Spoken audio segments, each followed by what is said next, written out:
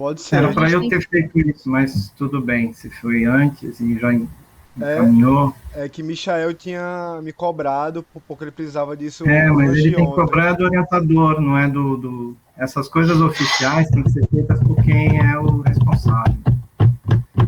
Eu vou passar o meu login pra Aninha e vou. Aí, no caso, eu saio do meu Gmail e entro no seu Gmail. Isso, Como Aninha. é? Tipo, Você pode permanecer com os dois, com dois aparelhos, se você tiver disponibilidade, ou então realmente você tem que sair em um para conseguir entrar pelo login da pessoa que abriu a sala, no caso o Theo. tá, Pera tá. aí. Eu vou botar no celular então, pra ver. Eu tô te mandando o e-mail que eu usei e a senha. Tá. Aí, então eu vou sair aqui pra entrar aqui.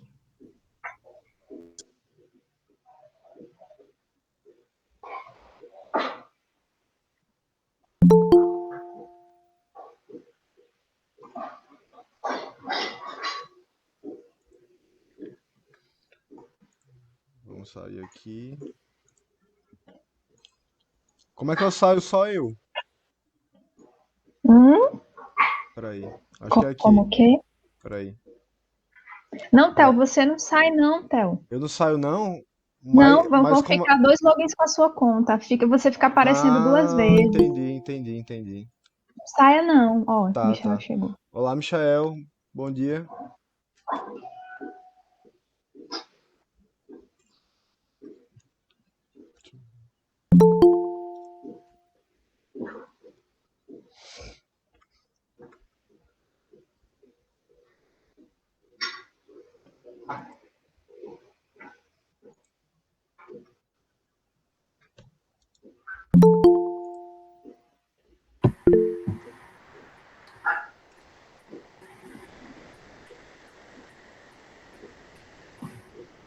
Aí, Theo, você fala pra Aninha que se ela não conseguir, ela volte com o login dela, que o que importa é ela conseguir te acompanhar. Sim. Eu tô tentando passar a senha pra ela, só que e-mail hoje em dia você nunca sabe a senha, né? Você sempre tem ela É. salva.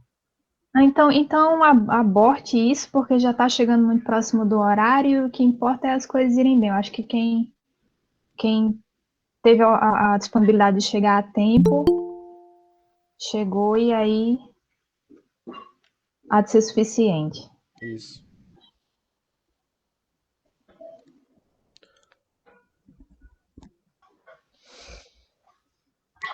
Vou já abrir aqui a apresentação.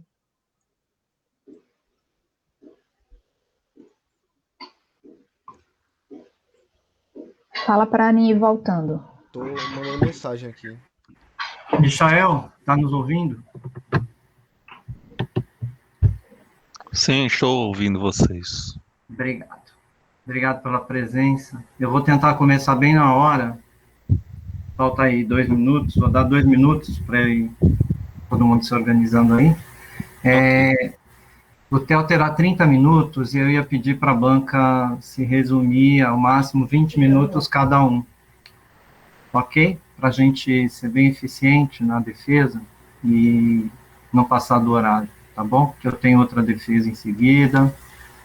Então vamos ser bem objetivos. O evento vai ser gravado, então as informações mais práticas depois também tem as correções de cada um.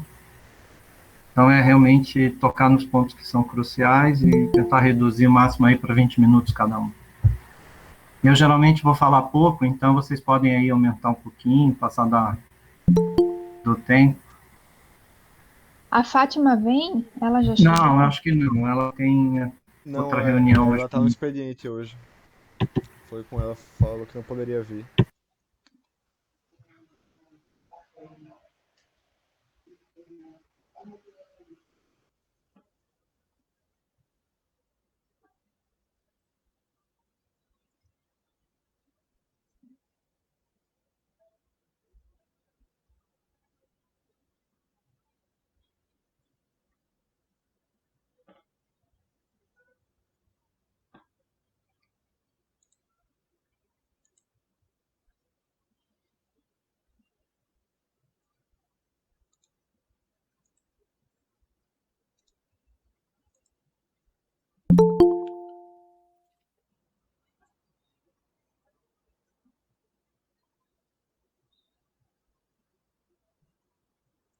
9 horas, venerando. Posso começar?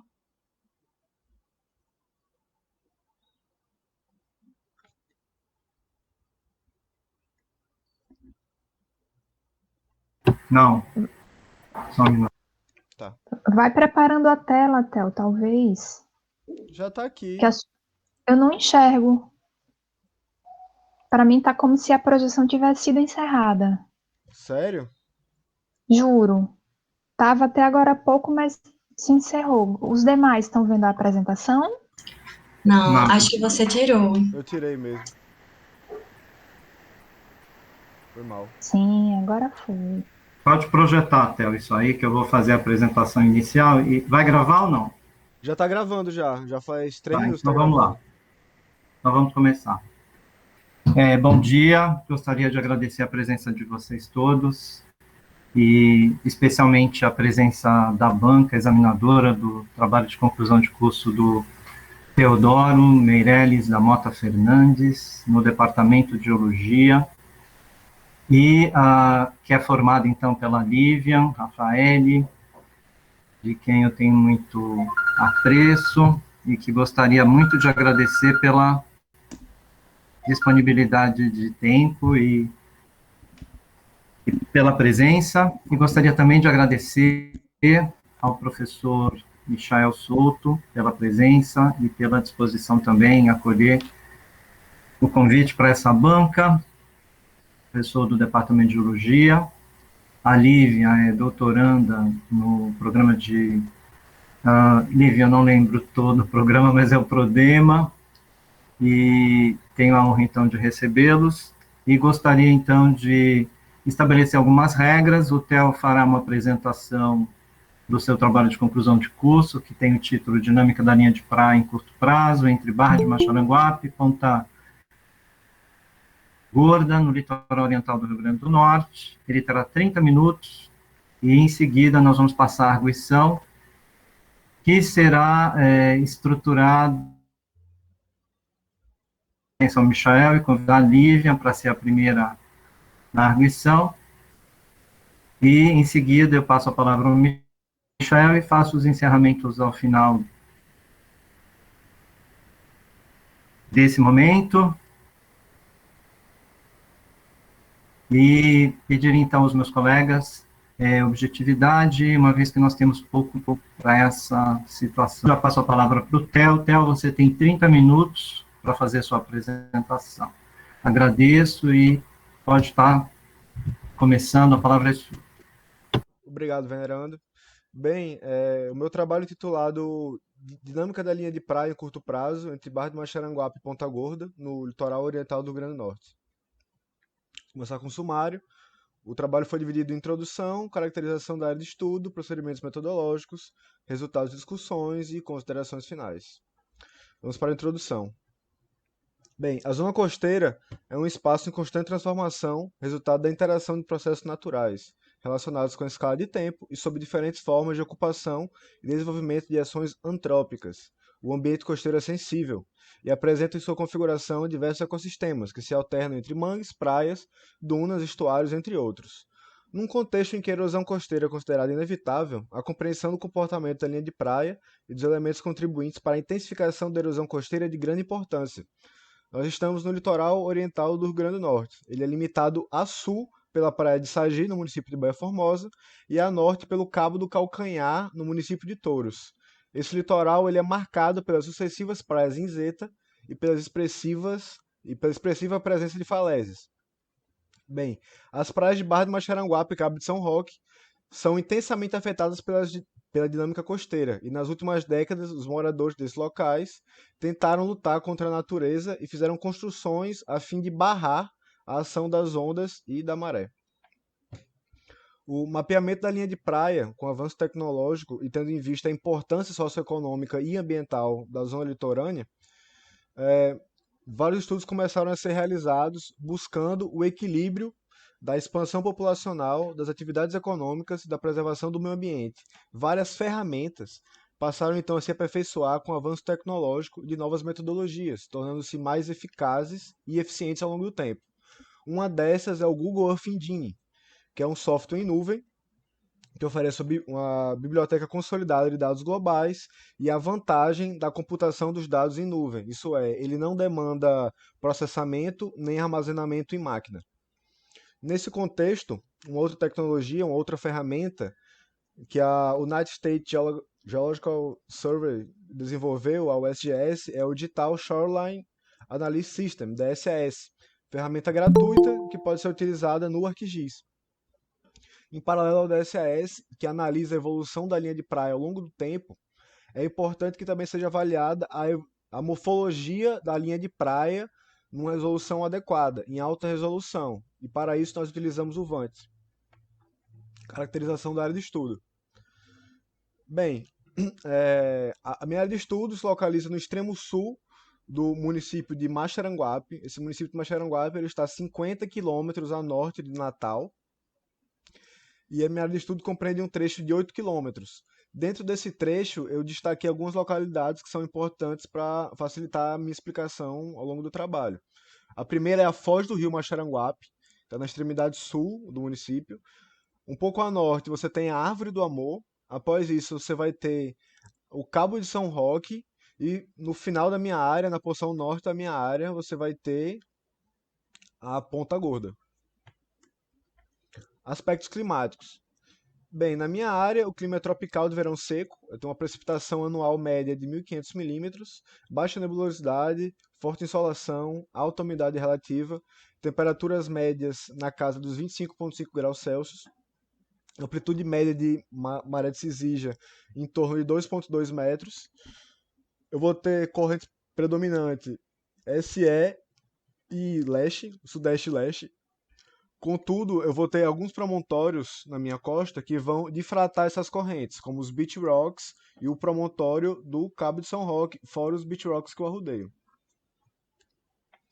Geologia regional. Bem, a minha área se enquadra na subbacia Natal, que é uma divisão da bacia Pernambuco-Paraíba.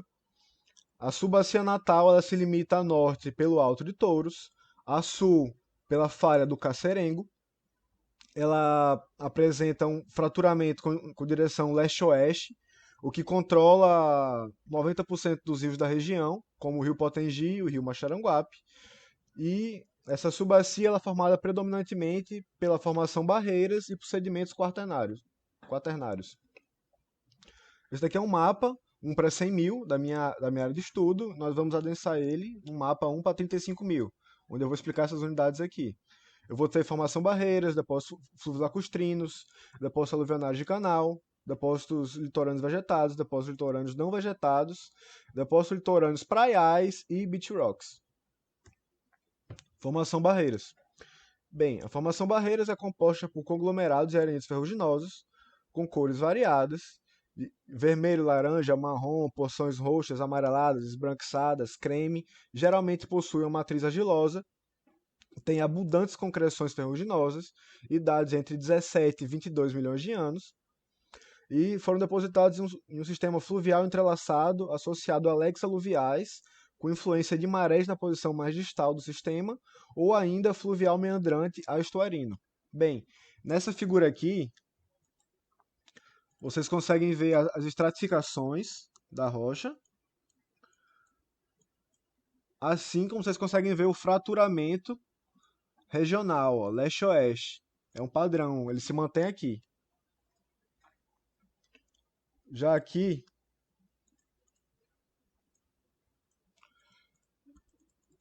é um afloramento da formação barreiras,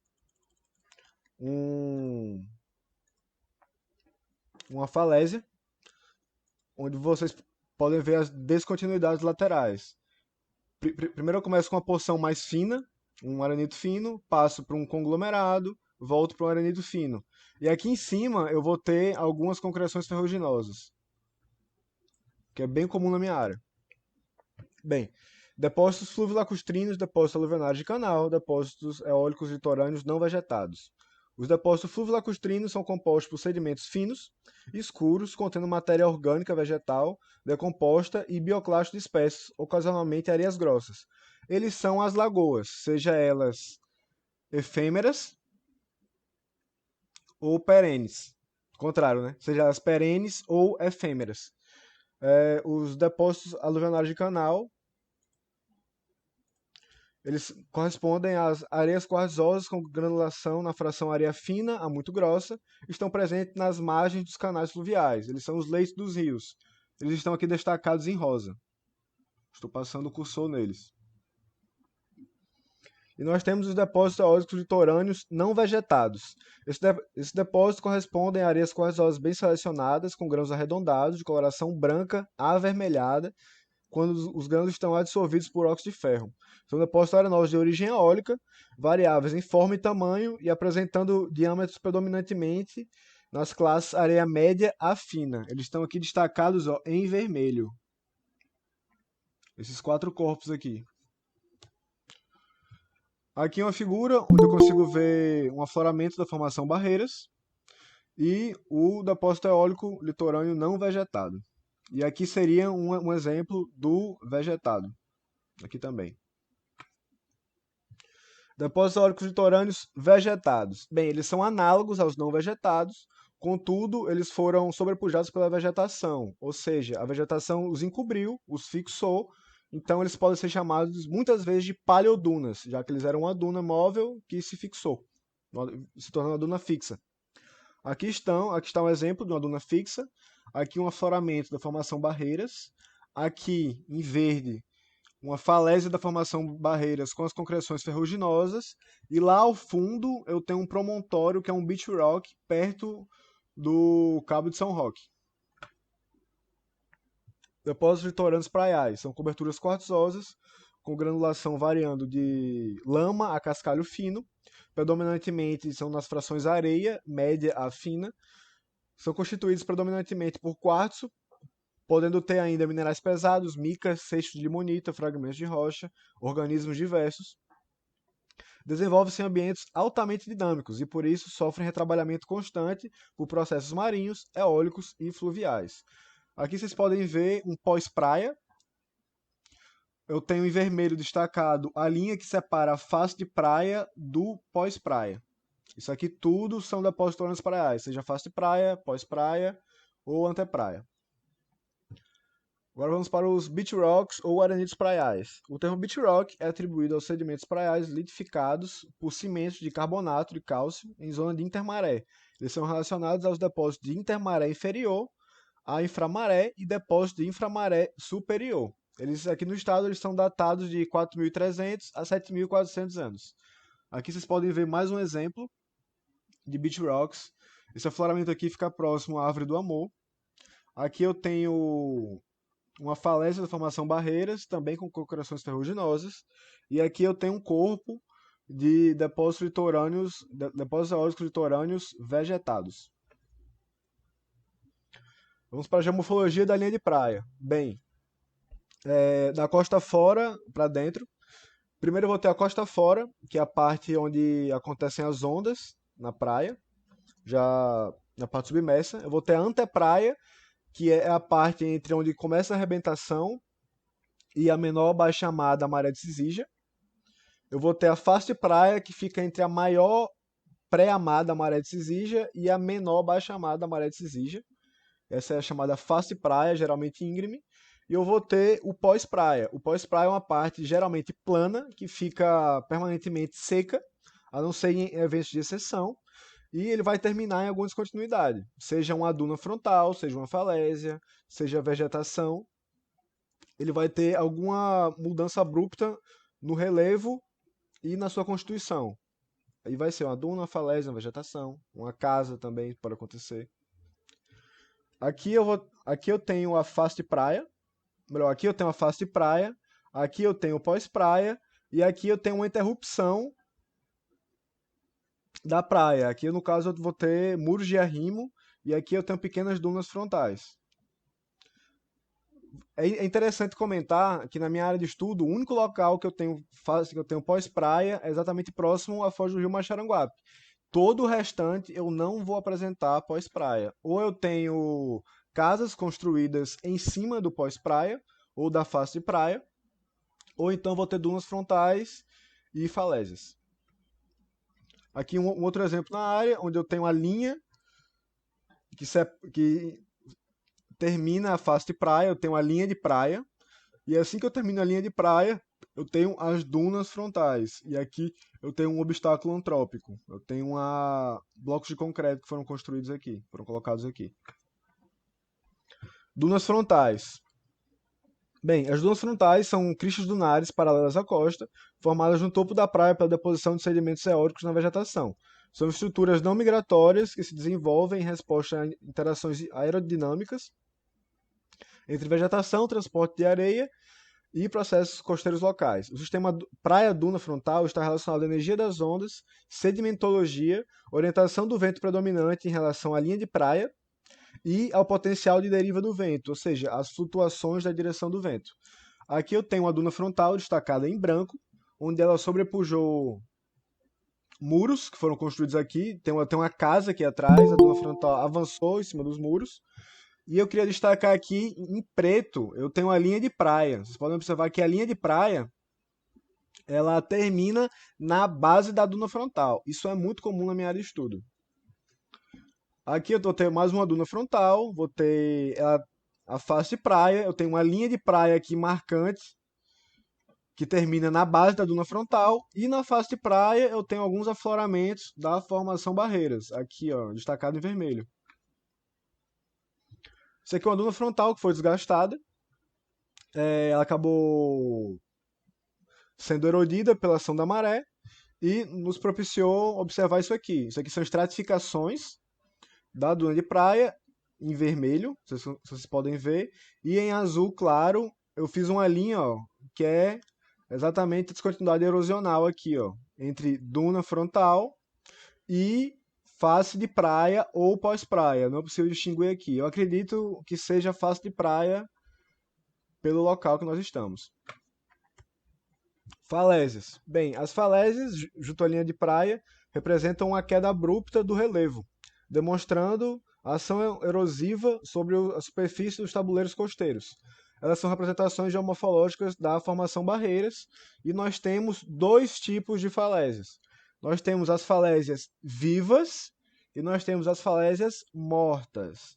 As falésias vivas, elas vão ter o nível de maré batendo em suas bases, atingindo suas bases, como pode ser visto nessa figura aqui. As falésias vivas, elas têm erosão predominantemente de baixo para cima, porque eu estou erodindo a sua base e o topo vai colapsando. As falésias mortas, elas não têm o nível de praia batendo em suas bases. Então, elas tendem a ser mais estáveis e elas vão ter a erosão ocorrendo predominantemente de cima para baixo. Na minha área de estudo, todas as falésias encontradas são vivas. Eu não tenho falésias mortas na minha área de estudo. Ou seja, em todo o litoral entre Ponta Gorda e a foz do rio Maxaranguape, a maré chega na base das falésias. Áreas construídas. Bem, na minha área de estudo, parte dela é uma porção urbana. Dentro dessa porção urbana, a população local teve a ideia não muito feliz de construir o mais próximo possível da linha de praia. Com isso, eles acabaram ultrapassando o pós-praia, construíram em cima do pós-praia, em alguns locais em cima da face de praia. O que é que acontece? A maré vai bater nessas construções, como vocês podem ver aqui, ó, em vermelho.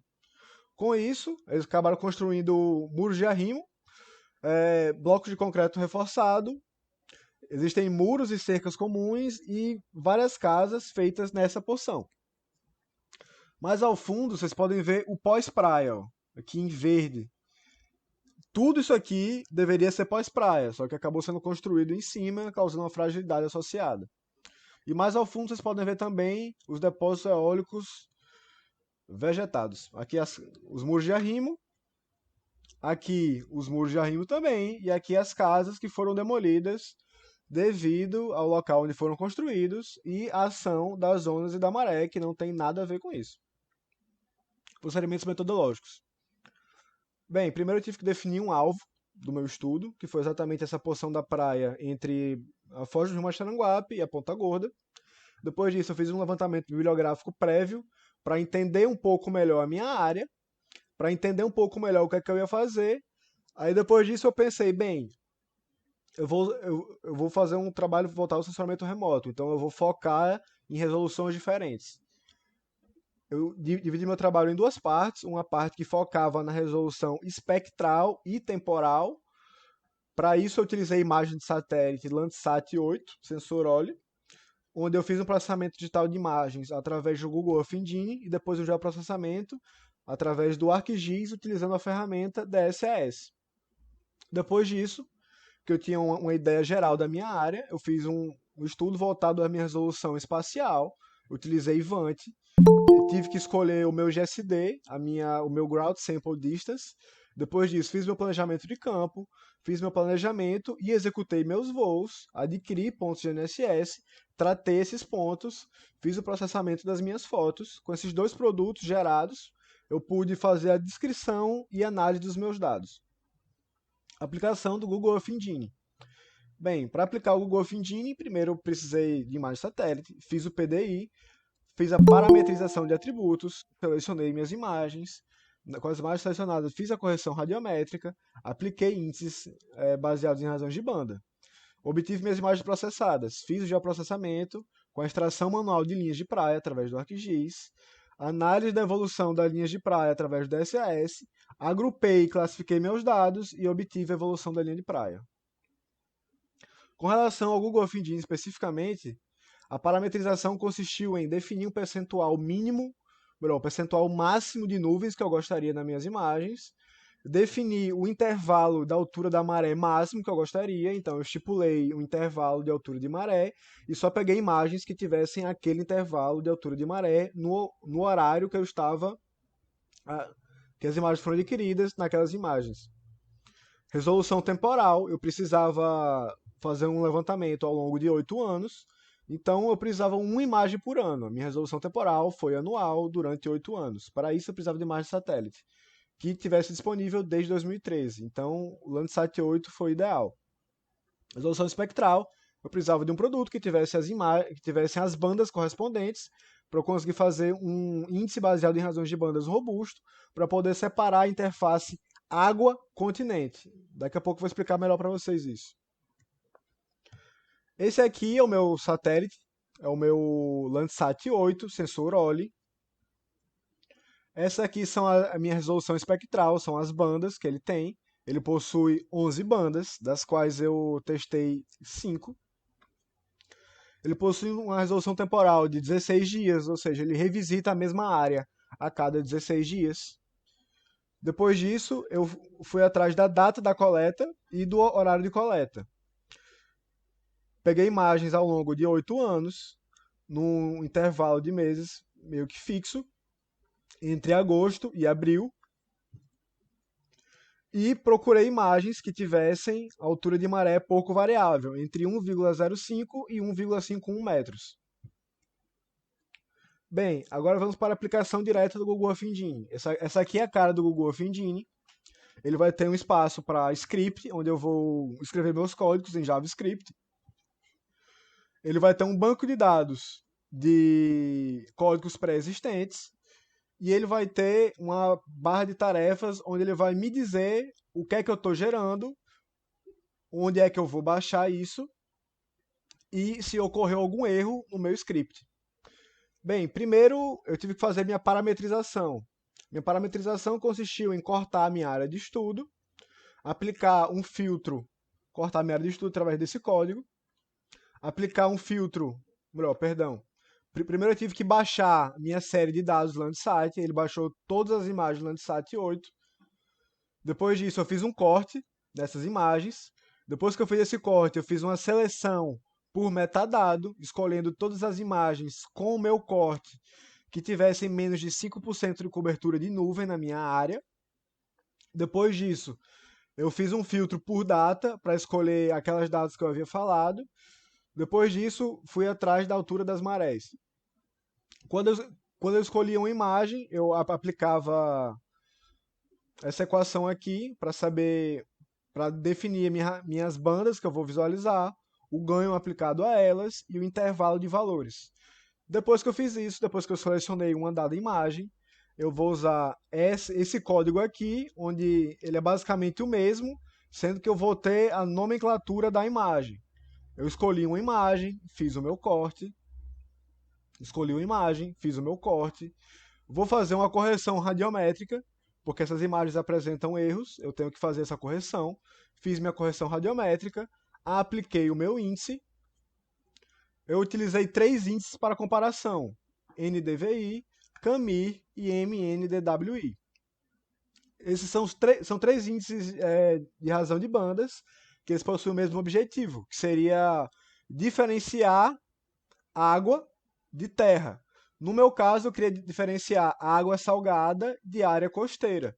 E para isso, a melhor composição, na minha opinião, e baseado na literatura que eu procurei, foi esse aqui, o MNDWI. Fiz essa composição aqui, apliquei esses índices para as 8 imagens, consegui aplicar isso em série, consegui exportar essas imagens. Exportando essas imagens, comecei a parte da extração manual, do geoprocessamento. Depois de fazer a extração manual, apliquei o DSAS. O DSAS ele possui 4 módulos. Primeiro eu preciso fazer a extração das linhas de praia ao longo de todos os anos, ou seja, eu fiz 2003, 2014, 2015 até 2020. E ele vai me gerar isso aqui. Eu vou ter taxas de mobilidade, que é o NSM, que ele vai ser a distância entre a linha de praia mais antiga e a mais recente, no meu caso, entre 2013 e 2020. Ele vai me gerar o SCE, que é a amplitude de variação, que vai ser a maior distância em toda a série temporal. No meu caso, foi entre 2017 e 2020. Ele vai me gerar o EPR, que é o NSM dividido pelo tempo. No caso, ele vai ser uma taxa de erosão média. E esse EPR ele vai ser normalizado por regressão linear. Eu vou pegar todas as minhas linhas, elas vão ser transportadas para uma equação, para uma função xy. Essa função xy vai se tornar uma equação. Essa equação vai ser multiplicada pelo meu EPR e eu vou ter uma taxa de regressão linear que serve para projeção. Ou seja, NSM, SCE, EPR são prognósticos. Eles estão me avaliando minha linha de costa no meu intervalo de tempo estudado. E o LLR é uma projeção. Ele vai me dar a taxa esperada ao longo do tempo com base nos dados que eu coloquei dentro do DSS.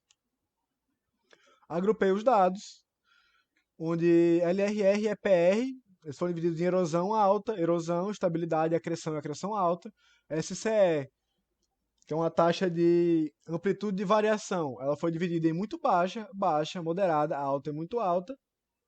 NSM, que é mobilidade, foi separado em regressão alta, regressão moderada, mobilidade baixa, transgressão moderada e transgressão alta. Agora vamos para a aquisição e processamento de dados gerados por VANT. Bem, como eu havia falado antes, eu tinha que escolher uma resolução foco. Foi espacial, escolhi o VANT.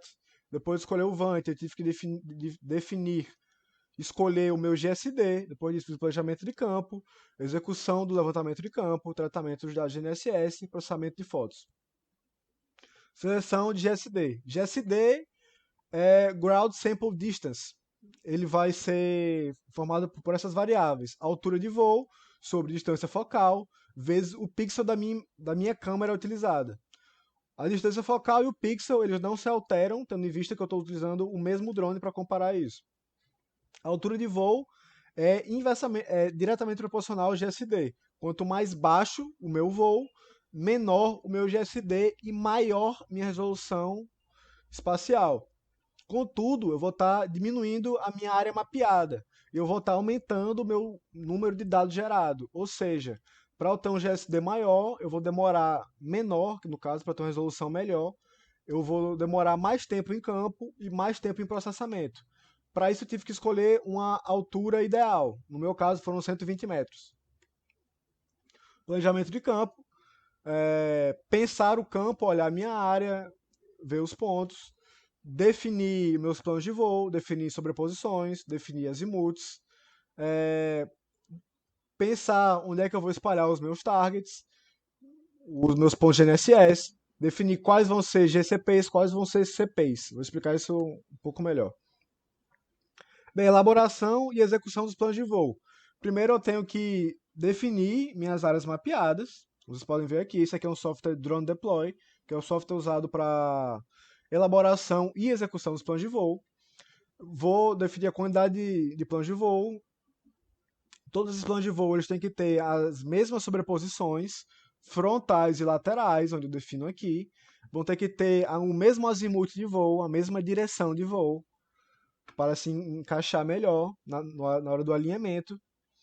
Eles vão ter que ter uma sobreposição mínima entre planos de voo de 20% ou de 250 metros, para eles poderem se alinhar melhor. Depois que eu defini tudo isso, depois que eu fiz meus planos de voo, posso ir a campo e posso voar. No campo, antes do campo, nós definimos os locais que vão ser coletados os pontos de GNSS e eu tenho que adquirir esses pontos. E existem dois tipos de pontos. Existem os GCPs, Ground Control Points, e existem os CPs, Checkpoints.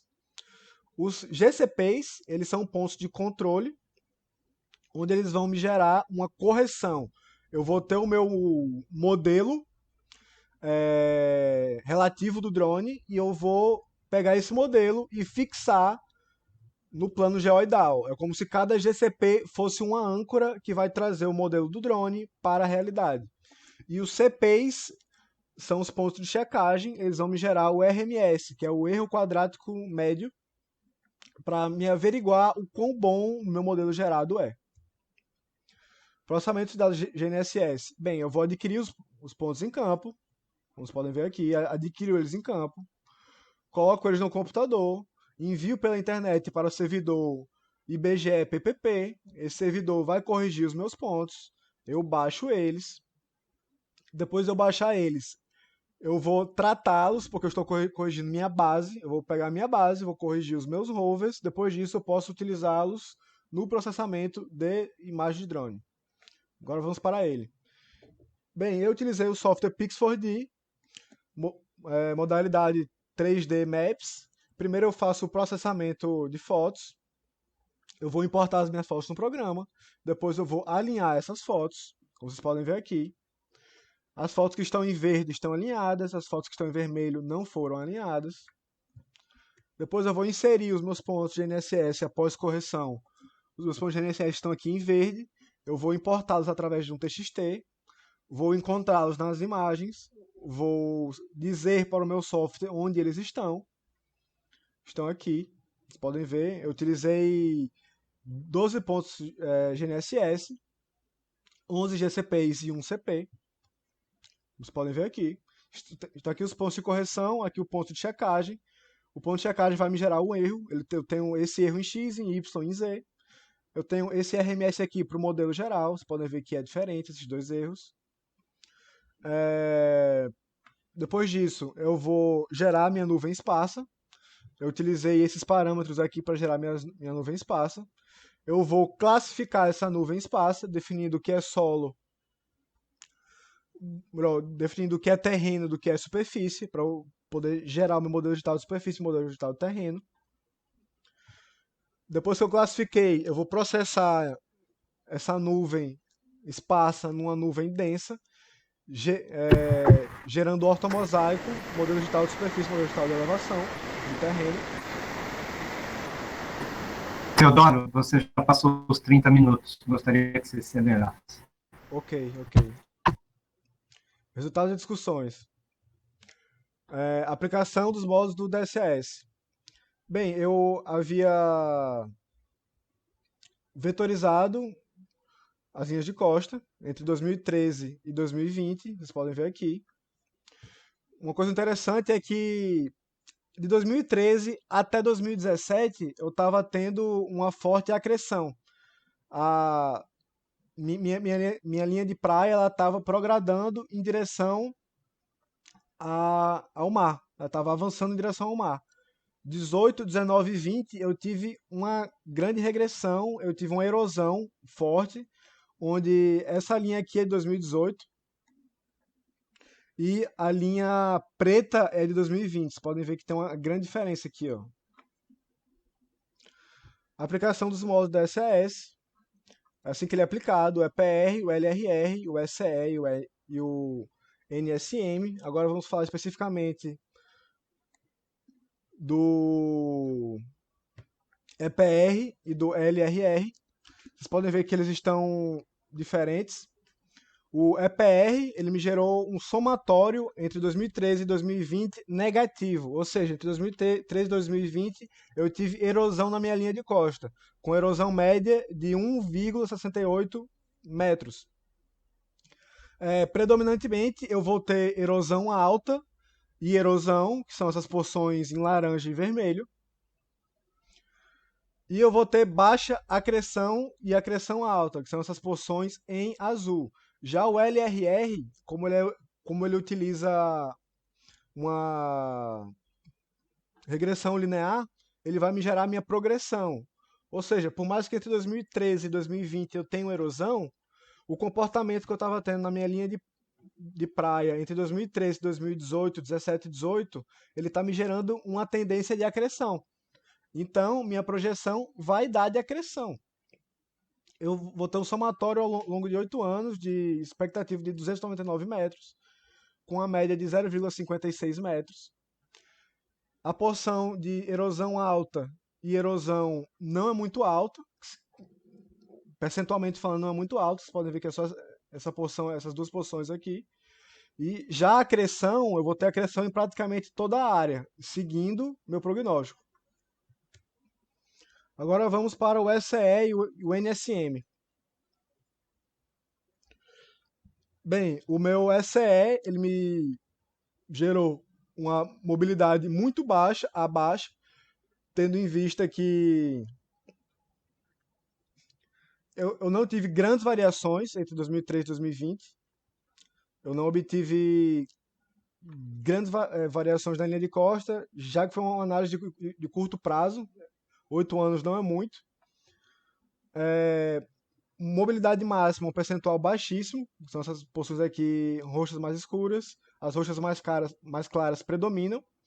Meu NSM, ele está dando basicamente regressão alta ou mobilidade regressão alta ou moderada ou mobilidade baixa, que são essas porções mais avermelhadas.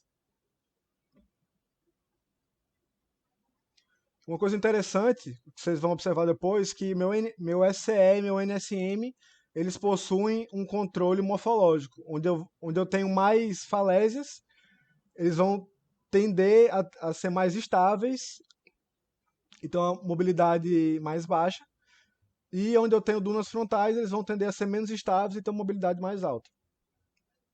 Agora vamos para a caracterização geomorfológica da zona de praia baseada em produtos givantes. Ele tem um A, B e C de norte para sul.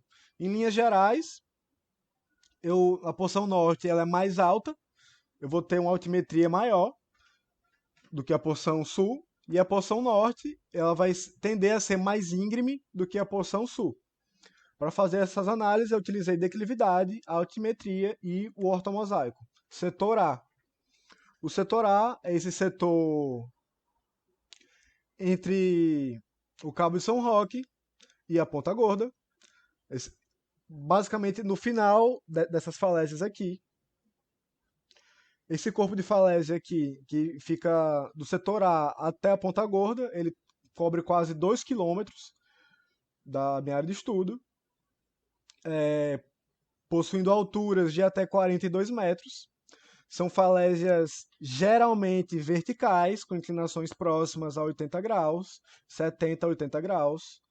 Contudo, em alguns pontos, eu tenho falésias escalonadas, sendo que essa aqui é a exceção, essa é a regra. Eu vou ter mais falésias subverticais do que escalonadas.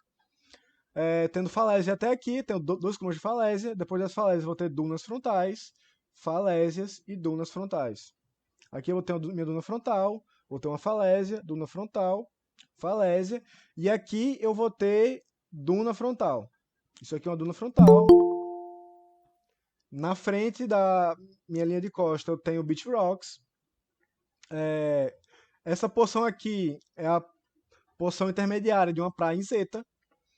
Eu vou tender a ter uma declividade da praia maior nessa porção e menor nessa porção, declividade de praia, ou seja, aqui é mais inclinado do que aqui.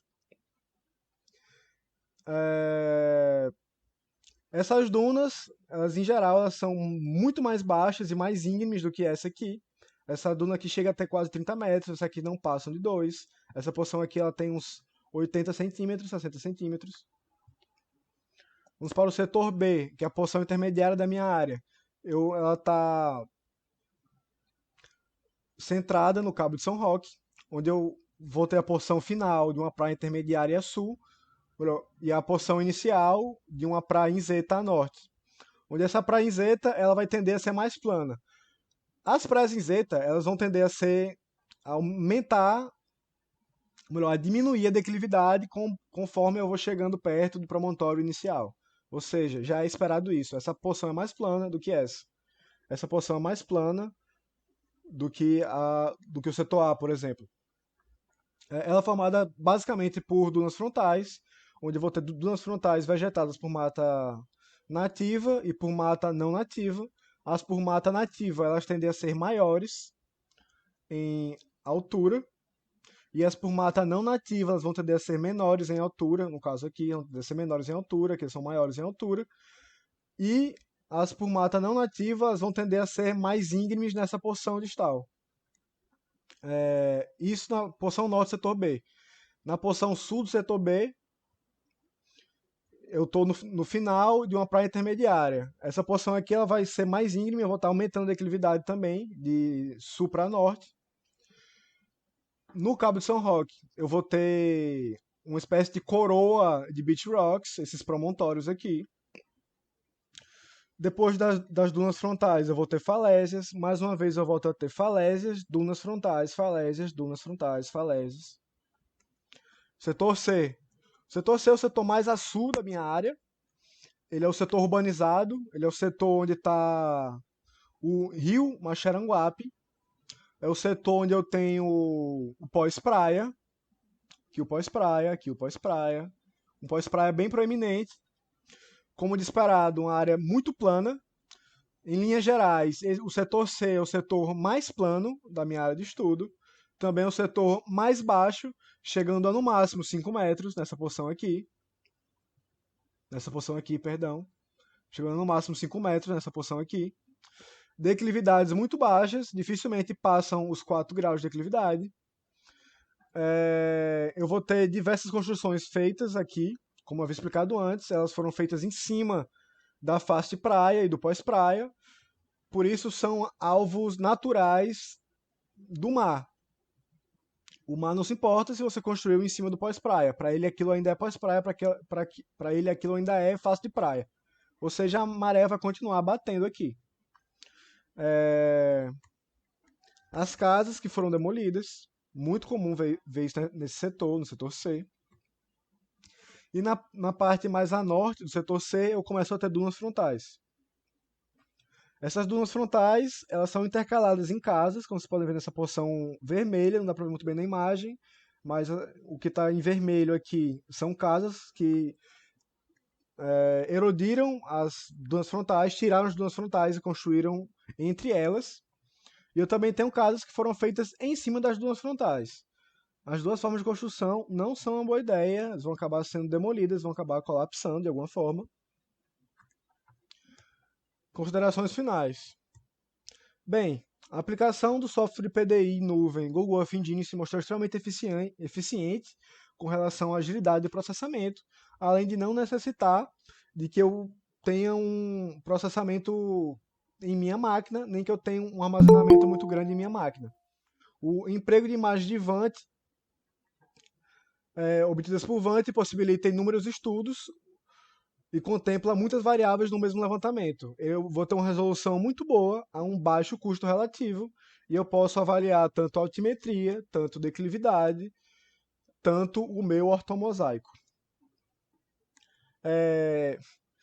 A área apresenta altos índices de erosão entre 2013 e 2020, contudo, o resultado da projeção é de acreção, como eu havia explicado antes. Entre 2013 e 2017 e 2018, eu vou ter uma grande acreção E 18, 19 e 20 eu tenho erosão. Pela projeção ser uma equação normalizada, por eu estar normalizando o meu índice, ele vai tender à acreção. O setor A da área de estudo se mostrou como que apresenta a maior quantidade de falésias, estas sendo as maiores tanto em extensão quanto em altura. Já o setor B apresenta uma maior quantidade de dunas frontais, porém comumente elas são sobrepostas por falésias. Naquela sequência que eu apresentei, falésia, duna, falésia. O setor C demonstra uma menor altimetria em relação aos outros setores, além de ser o mais plano, com as menores declividades, e possuir o maior número de construções da área. Como geral, a área de estudo apresenta um crescimento altimétrico de sul para norte, e acompanhado esse crescimento, há um aumento no número e na importância das falésias, além da declividade. Com os resultados obtidos, foi observada uma tendência no balanço sedimentar da área estudada, que segue as unidades geomorfológicas. Como eu falei, onde eu tenho falésia, eu vou tender a ter uma menor mobilidade, onde eu tenho duna frontal e pós-praia, eu vou ter uma maior mobilidade. Para a continuação do trabalho, é recomendado realizar o adensamento do estudo para os períodos de curto prazo, com imagem de alta resolução. Isso seria análises trimestrais com o VANT, o monitoramento do nível da maré com o medidor de nível, para saber como é a evolução da minha maré, a atualização da batimetria da região, para eu entender como é que funciona o fundo da região, a parte submersa, e fazer um estudo de linha de praia com maior escala temporal, seja 20, 15, 30 anos, para eu ter uma ideia melhor de como é que é o ciclo sedimentar da região, procurando uma melhor padronização. Com todas as informações obtidas, o ideal é se realizar um estudo de vulnerabilidade costeira, para assim poder dar informações robustas para a Prefeitura de Maxaranguape, saber o que fazer, tendo em vista que lá a situação está crítica, como eu mostrei aqui. Bem, agradecimentos. Eu agradeço ao FRN, ao CNPq, ao GeoPro, ao Gnomo, ao curso de Geologia, à ENERG, à CWM, a todos os meus amigos, ao meu orientador, à minha co-orientadora, à minha banca, à minha família. Agradeço a todos. Muito obrigado por terem feito parte disso. Não coloquei nenhuma imagem aqui, porque esse é um ambiente sério. Não vou botar imagem para não bagunçar o ambiente. E é isso. Muito obrigado. E acabou. Obrigado.